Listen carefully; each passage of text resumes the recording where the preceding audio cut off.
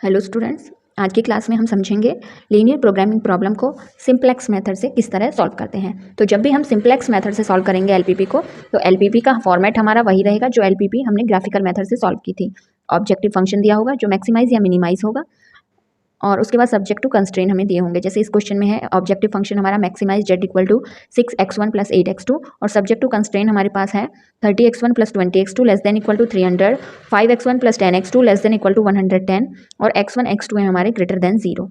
Simplex method से solution के लिए सबसे पहले हमें क्या करना होता है, अपने ऑब्जेक्टिव फंक्शन को हम कुछ इस तरह लिखेंगे 6x1 + 8x2, और इसमें हम ऐड कर देते हैं स्लैक वेरिएबल s1 और s2। ये है स्लैक वेरिएबल, इन्हें हम बोलते हैं स्लैक वेरिएबल। इनका यूज़ जो हमारी इक्वेशंस हैं 30x1 + 20x2, ये है हमारी less than equal to 0। Less than equal to का साइन है यहाँ पर, तो लेस देन इक्वल टू को इक्वल टू में चेंज करने के लिए हमें यहाँ पर 0s1 ऐड करना होता है। इसके बाद हम लिख पाते हैं इक्वल्स टू 300। क्योंकि ऐसा क्यों है, क्योंकि यहाँ पर है लेस देन, मतलब 30x1 + 20x2 कम है 300 से, 300 से कम है। अब यहाँ बराबर करने के लिए हम मानते हैं कि कोई वैल्यू है s1, वो हम जोड़ रहे हैं, यहाँ पर 0 नहीं आएगा। इसी तरह हम दूसरी इक्वेशन में करते हैं 5x1 + 10x2 हमें ऑलरेडी मिला हुआ है, और ये कम है 110 से, यानी इधर हम कोई चीज़ ऐड कर देते हैं, और जो वो कुछ वैल्यू है, कुछ वैल्यू हम इधर ऐड कर रहे हैं, उस कुछ वैल्यू को हम नाम दे रहे हैं s2 का। और जो ये s1 हमने पहली इक्वेशन में जोड़ा और जो ये s2 हमने दूसरी इक्वेशन में जोड़ा, इन दोनों को हम कहते हैं स्लैक वेरिएबल्स। s1 और s2 हमारे क्या हैं, स्लैक वेरिएबल्स, यानी ये कुछ वैल्यू है जिसे हमने ऐड कर दिया है। लेस देन ग्रेटर देन के साइन को हटाने के लिए हम स्लैक वेरिएबल्स ऐड कर देते हैं। इसके बाद हम एक टेबल बनाते हैं और उस टेबल को स्टेप बाय स्टेप पूरा करते हैं, तब हमें ये हमारा क्वेश्चन जो है सॉल्व होता है। तो उसे समझते हैं टेबल से करने के लिए। हम इस इक्वेशंस में ये चेंजेस करके, यानी s1 और s2 ऐड करने के बाद हमें क्या करना है, हमें बनानी है एक इनिशियल टेबल। इनिशियल टेबल इस फॉर्मेट में बनेगी। सीजे यहाँ पर हम लिख लेंगे बेसिस, यहाँ quantity x1 x2 s1 s2, यहाँ रेशियो s1 s2 बेसिस में, और यहाँ zj। अब इसमें क्या क्या चीज़ें लिखनी है, सबसे पहले s1 और s2 में हमें क्या लिखना है, z में जो इसके मल्टीपल हैं, क्या क्या मल्टीपल हैं इसके, 0 और इसका 0, वो हमने लिख दिए। क्वांटिटी में क्या लिखना है, जो इक्वल टू में वैल्यू है, तो वो क्या है 300 और 110। इसके बाद x1 x2 s1 s2 में जो पहली इक्वेशन में वैल्यू है वो पहली रो में, जो दूसरी इक्वेशन में वैल्यू है वो दूसरी रो में। x1 के साथ क्या है पहली इक्वेशन में 30, x2 के साथ 20, s1 के साथ कुछ नहीं यानी 1, और s2 है ही नहीं यानी 0। दूसरे में x1 के साथ 5, x2 के साथ 10, s1 के है ही नहीं दूसरी इक्वेशन में, और s1 है तो उसकी वैल्यू हो जाएगी 1। इसके बाद हमें क्या करना होता है, जो z में वैल्यूज़ हैं वो इसके ऊपर लिख देते हैं 6 8 0 0। z में जो इनकी वैल्यू है इनके ऊपर इस कॉलम में हम लिख देते हैं। इसके बाद सॉल्यूशन के लिए हमें क्या करना है, सबसे पहले हमें निकालना है zj। zj मतलब अगर हमारे s1 और s2 की वैल्यू जो क्वांटिटी कॉलम में दी हुई है वो हो, तो हमारे z की वैल्यू क्या आएगी। यानी इसमें अगर s1 और s2 की जगह ये वैल्यू रहें 300 और 110 रहें, तो हमारे z की वैल्यू क्या आएगी। तो क्योंकि s1 और s2 के साथ 0 की गुना हो रही है, तो अगर हम s1 की जगह 300 रखें और s2 की जगह 110 रखें इस इक्वेशन में, और x1 x2 को बिल्कुल नहीं रखना है क्योंकि इसकी वैल्यू हमें पता ही नहीं है, तो s1 और s2 की जगह अगर 300 और 110 रखेंगे तो z की वैल्यू 0 ही आएगी, क्योंकि 0 से कितना भी गुना कर लें वो 0 ही हो जाता है, और x1 x2 में पता ही नहीं है इनकी कोई वैल्यू, इसलिए नहीं आएगी। तो z आ जाएगा हमारा 0। अगर s1 30 रखें और s2 5 रखें तो भी 0। x2 इसी तरह s1 की जगह 20 रखें और s2 की जगह 10 रखें तो भी 0। 0 क्यों आ रहा है ये हमारा, क्योंकि z में हमारे s1 के साथ और s2 के साथ 0 की गुना हो रही है। अब हम s1 में कुछ भी रख लें वो 0 ही हो जाएगा। x1 और x2 की वैल्यू पता नहीं, इसलिए इसको अभी हमें ध्यान में नहीं रखना है, या मान लें कि x1 x2 है ही नहीं, तो इस तरह हमारा z आ जाता है 0। एक बार मैं इसे आपको रफ में करके दिखा देती हूँ z की वैल्यू 0 कैसे आई है। s1 है 300, s2 है 110, तो z की वैल्यू क्या आएगी, x1 और x2 ये हमें पता नहीं है, तो ये इनकी वैल्यू अभी नहीं लेंगे क्योंकि x1 x2 में पता नहीं है। 0 s1 की जगह रखा 300, 0 s2 की जगह रखा 110, तो ये क्या हो जाएगा 0, तो हमारी z की वैल्यू 0 ही आ जाएगी। इनकी वैल्यू पता नहीं है, यानी इनकी वैल्यू भी क्या मान लेते हैं 0। ये ऐड है सारा, तो ये 0 0 0, तो ये सारा 0 ही आएगा। इसी तरह फर्स्ट टेबल में हमारा हमेशा जेड जे 0 ही आता है। मैंने सिर्फ रीज़न बताया कि क्यों आता है। आप इसे डायरेक्टली भी याद रख सकते हैं कि जेड जे फर्स्ट टेबल में 0 ही आएगा। ये 0 आने के बाद फिर हमें क्या करना है कि यहाँ पर हमें निकालना है सी जे माइनस जेड जे। सी जे है की वैल्यू है हमारी ये 6800 और जेड जे की वैल्यू हमारी ये। तो सी जे में से जेड जे घटाकर यहाँ लिखना है। तो 6 में से 0 गए तो कितना बचा 6, 8 में से 0 लेस किया 8, 0 में से 0 0 और 0। सी जे माइनस जेड जे करने के बाद हमें क्या करना है, जो सी जे माइनस जेड जे में मैक्सिमम वैल्यू आई है वो क्या है 8। तो ये है हमारा की कॉलम, इसको नाम देंगे की कॉलम या इन की कॉलम या कॉलम इन। वैसे हम इसे की कॉलम ज़्यादा नाम देते हैं। की कॉलम हो गया हमारा ये, इसको ऐसे मार्क कर देते हैं। इसके बाद हमें क्या करना है, रेशियो निकालना है। रेशियो कैसे निकालेंगे, क्वांटिटी वाले कॉलम को की कॉलम से डिवाइड करके, यानी 300 को डिवाइड करेंगे 20 से तो आएगा 15, 110 को डिवाइड करेंगे 10 से तो आएगा 11। रेशियो निकालने के बाद क्या करना है, जहाँ पर रेशियो कम है, जिस रो में रेशियो कम है वो रो होगी हमारी की रो, और उसे भी ऐसे ही मार्क कर लेना है हमें।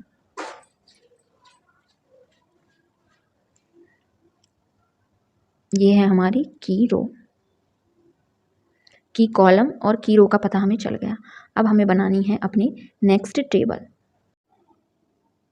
अब हम बनाएंगे जब टेबल 2 तो वो हमारी फर्स्ट टेबल से ही बनेगी, इनिशियल टेबल से। वो किस तरह बनेगी, ये है हमारी की रो और ये है हमारा की कॉलम, और इसे हम नाम देते हैं की फैक्टर। इस रो का S2 वाली जो रो है इसका की फैक्टर है 10 और S1 वाली जो रो है इसका की फैक्टर है 20। तो सबसे पहले हम की रो है जो उसको बदल के लिखते हैं, यानी सबसे पहले हम S2 वाली रो है उसको बदल के लिखेंगे। तो यहाँ पर S2 की रो है और X2 वाला कॉलम की कॉलम है, इसका मतलब है S2 की जगह अब X2 आएगा। S2 को X2 से हम बदलेंगे तो नई टेबल में हम S2 की जगह लिखेंगे X2। उसके बाद क्वांटिटी में क्या होगा, सबसे पहले हम लिखेंगे जो हमारी की रो है उसको बदल के लिखेंगे। तो की रो में हम क्या करते हैं, जो इसका हर एलिमेंट है, हर एक जो इसका डिजिट है इसको की फैक्टर से डिवाइड कर देना है, यानी 10 से डिवाइड करके लिखेंगे।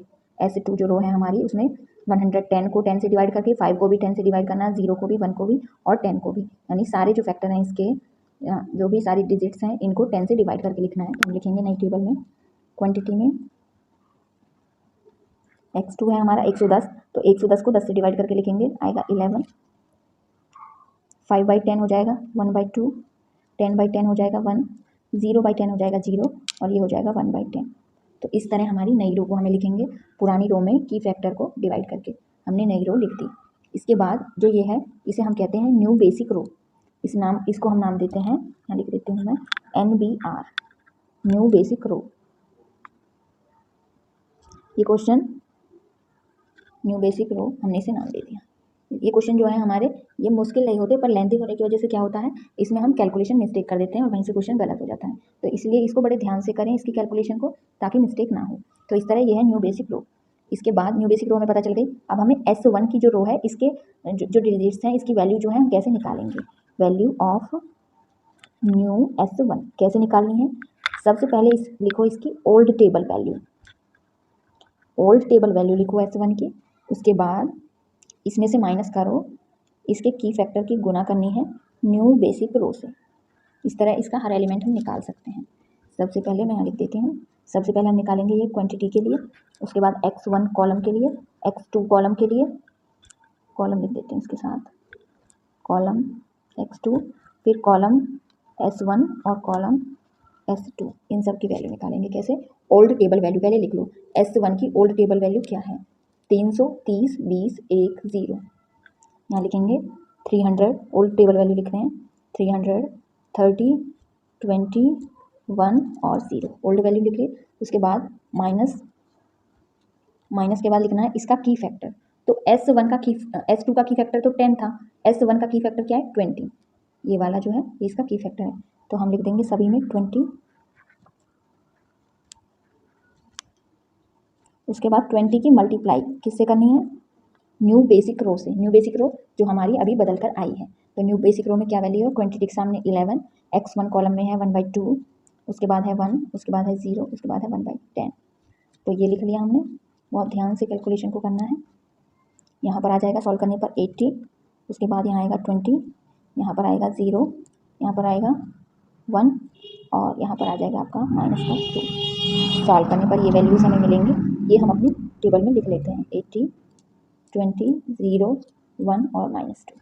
ये वैल्यूज़ हमारी नई टेबल में आ गई हैं। x1 की हमारी वैल्यू क्या है जेड में, वो लिख दो। x2 की हमारी जेड में क्या वैल्यू है वो लिख दो। तो x2 है हमारा 8। यहाँ पर वही पहले की तरह CJ लिखना है 6800। अब आपको क्या करना है, इसमें ZJ निकालना है। तो ZJ कैसे आएगा, वही जो हमारा Z का फंक्शन था उसमें S1 0 रखें और S1 की वैल्यू ये रखते जाएंगे और X2 की वैल्यू ये रखते जाएंगे, तो जो हमारा Z मिलेगा वही हमारी ZJ की वैल्यू होगी। जैसे S1 है हमारा 80 और X2 है 11, तो Z क्या आएगा। और यहाँ पर X1 कुछ नहीं है तो 0, X2 हमें पता चल चुका है 11, S1 क्या है 80 और S2 कुछ नहीं है तो 0, तो यहाँ पर ये भी 0 हो जाएगा, 11 88, बाकी ये दोनों भी 0, तो वैल्यू क्या आएगी 88। इस तरह निकालनी है। आप इसे सिंपली क्वेश्चन में डायरेक्टली ऐसे भी कर सकते हो, वैसे तो जेड में रख के निकालनी चाहिए, पर क्वेश्चन में इस तरह भी कर सकते हो, जैसे 80 × 0 0, 11 8 88। इसी तरह 20 × 0 0, यानी S1 की लाइन का तो सारे का 0 ही आएगा क्योंकि हर बार 0 से मल्टीप्लाई होनी है। और X2 की लाइन का आएगा 1/2 की 8 से मल्टीप्लाई करें तो 4, 1 की 8 से करें तो 8, 0 की 8 से करें तो 0, 1/10 की जब 8 से करेंगे तो कितना आएगा 8/10। ये वैल्यूज़ हमारे पास आ गई टेबल 2 में। अब इसके साथ भी सेम, पहले हमने टेबल बनानी सीख ली कि पुरानी टेबल से नई टेबल में कैसे करना है। अब हम सीखेंगे अब इस नई वाली टेबल में क्या चेंजेस करने हैं। इसमें वही प्रोसेस अपनाना है हमें जो अभी हमने किया है, उसी प्रोसेस को हम दोबारा इसमें अपनाएंगे। तो किस तरह करना है हमें, ZJ हमने ले लिया है, अब हम निकालेंगे CJ - ZJ। तो CJ है ये, इसमें से ये लेस करना है। 6 - 4 आएगा 2, 8 - 8 0, 0 - 0, यहाँ पर -8/10।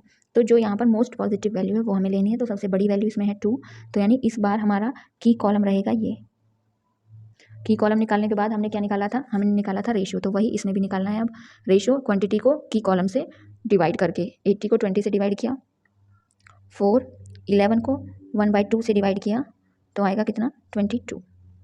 11 को जब 1/2 से डिवाइड करेंगे तो यहाँ 11/1 मान लेंगे और 1/2 से जब डिवाइड करेंगे तो आगे क्या हो जाएगा 11/1 और ये हो जाएगा 2/1। इस तरह ये 22 आएगा।